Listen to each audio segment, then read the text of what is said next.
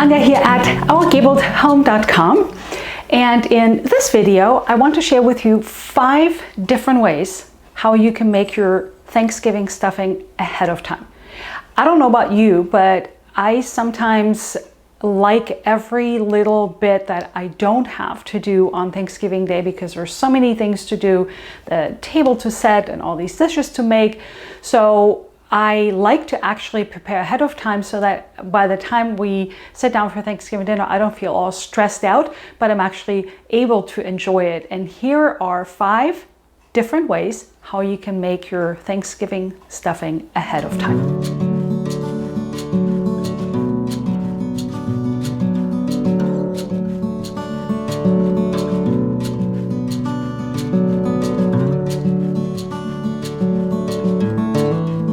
So I have put on my signature apron, I've put up my hair so my hair doesn't get into the food as I'm prepping this. Now, this video isn't really about a specific stuffing recipe, even though I will give you the recipe that I'm using, and it's a very basic one that I'm using. Most families have a traditional family recipe and you can totally use that. However, I'm just going to show you the ingredients that I'll be using. I will have about 6 cups of cube bread. This is about as much as this will be. I have 6 celery stalks. I have chicken bone broth that I have made from my own chicken bones. This is more like 4 cups. We won't need this much. We'll probably need about 1.5 cups to 2 cups. I'll talk about that in a moment, how you know how much you need. We will have salt and pepper. I have an onion. I have about 1/2 cup of butter. I have some nuts. I know that nuts can be challenging for some families with nut allergies. We love them, but feel free to totally leave those out. Those are optional. I have here just a good full handful of pecans. I like those a lot. And then from my garden, I have a sprig of rosemary and about 5 or 6 or 7 sage leaves. And the first thing I'm going to do is roast the nuts in my cast iron skillet. So I'm just going to take those and put them over here. I leave them whole because I find that it's a little easier to roast them that way. And we'll roast the nuts for just a few minutes. Roasting the nuts will give your nuts a deeper flavor and just a little bit brings out the nutty flavor of the nuts. Now the nuts are roasted and fragrant. We'll set those aside and let those cool off. I have turned off my cast iron skillet. It's still warm, so we'll use that in a moment. And next thing we'll do is chop the onion.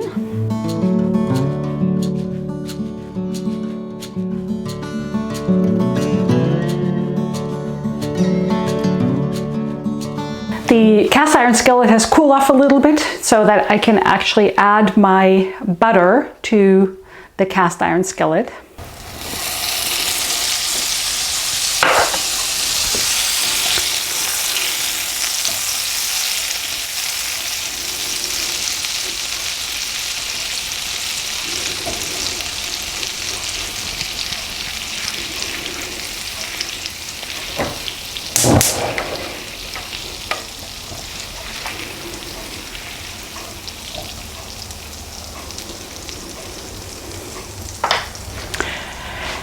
And next we'll saute the chopped onions in the butter.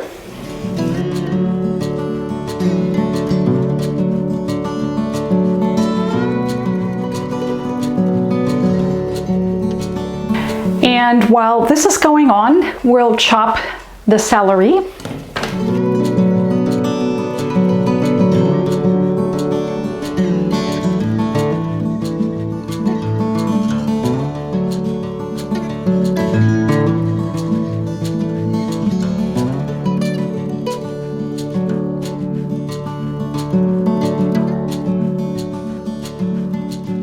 We want the onions to be translucent before we add the celery, but we can also go ahead and chop the herbs, the sage and the rosemary, while we're waiting for the onions to be completely cooked translucent.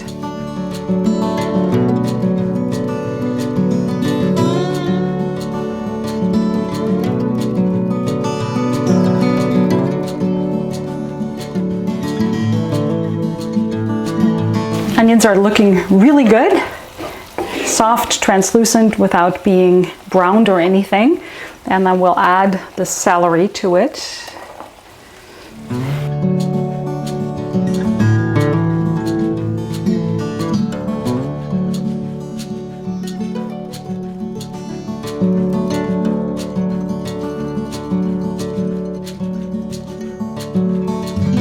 So here's the sauteed onion, celery, nuts, and herbs. And what you can do at this point, this is the method number one, is simply put this sauteed mixture into a freezable glass container. I like these. I will link some in the description box below, and freeze them.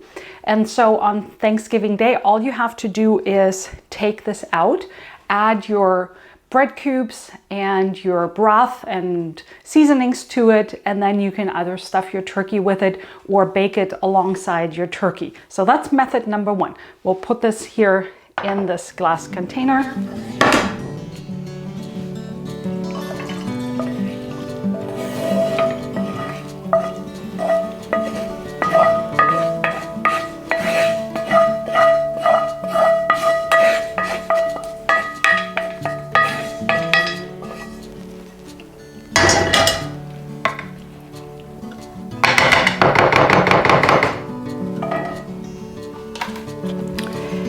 And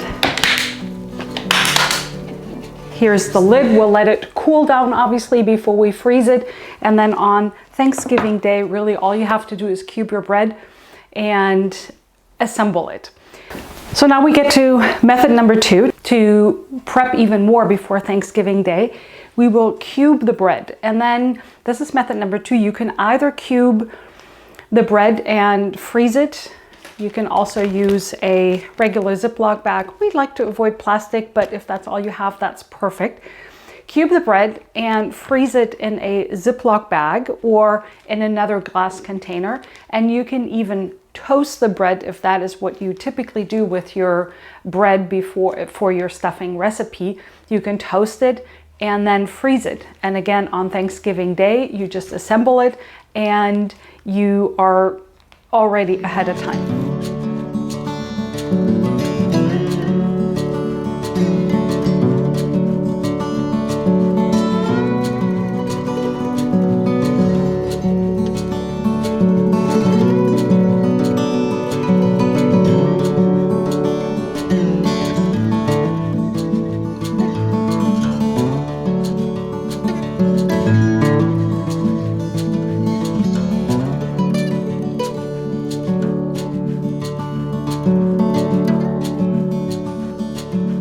So because we like our bread toasted, I'm gonna actually toast it in the oven for about 15-20 minutes, depending on your temperature. I'm gonna set it to 375 and watch it as it goes, but it all depends on how big your cubes are, what kind of bread you're using. Some people like to use brioche bread or baguette bread. That will typically brown a little faster than something a little bit denser like this bread that I have here.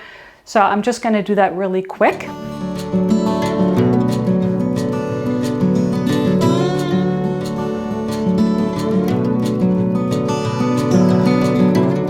Now we have here the perfectly toasted bread cubes, and this is method number three. What you could do at this point is you freeze separately your moist ingredients and your dry toasted bread, or you can just keep it in a Ziploc bag and freeze them. And then on Thanksgiving Day, you just assemble everything. You add your bone broth and your spicings, your seasonings, your salt and pepper, and then you bake it or stuff your turkey with it. Now, I'm not going to do that because I want to continue on to method number four, which is actually combining all the ingredients, which is what I'm going to do now. So I have a bowl here. So here's my method number four, and that is to actually assemble the entire stuffing. My toasted bread, I will put that here in this bowl.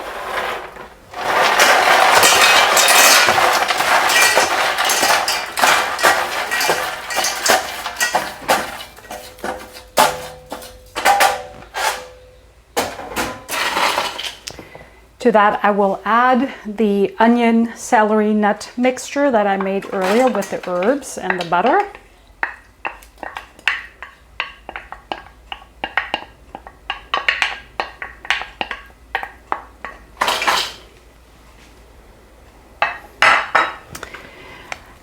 I'm adding about a teaspoon of salt, generous helping of pepper,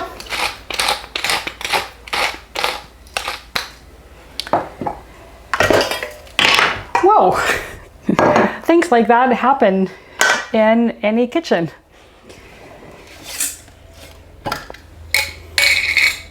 And then I will add, I'm going to start slow with about 1.5 cups of bone broth. You want this mixture to be moist but not soggy. And because I have toasted the bread, it takes a little bit longer to absorb the bone broth. And because this is about 4 cups, I will just add a little bit more.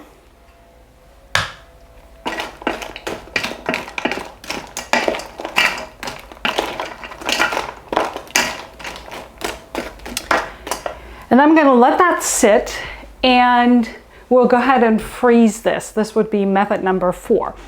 How can you freeze it? You can either freeze it in a casserole and put a foil over it and then wrap it in plastic to make it super airtight. If you have a freezer container that has a lid on it, that is even better. This would be probably too big. You can also find a big gallon size Ziploc bag, and once this has cooled down, you can freeze it in here. So there's various different methods how you can freeze this. And then on Thanksgiving Day, you simply take it out of the freezer, put it in a casserole, and bake it just like you would if you had made it fresh.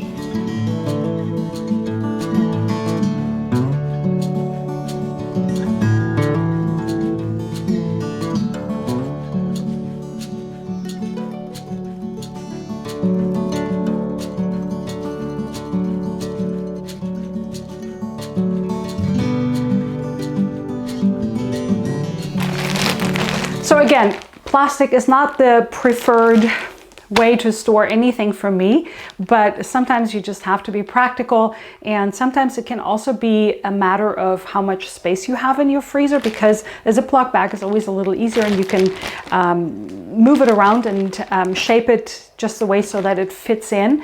And sometimes if you have a lot of freezer space and you do have a bigger dish that you can freeze your stuffing in, that would be a perfect way to do it too. And method number 5 really is to go ahead and bake your stuffing. And I have a glass Pyrex dish that I'm gonna use for my stuffing. I will simply pour all of the contents in here.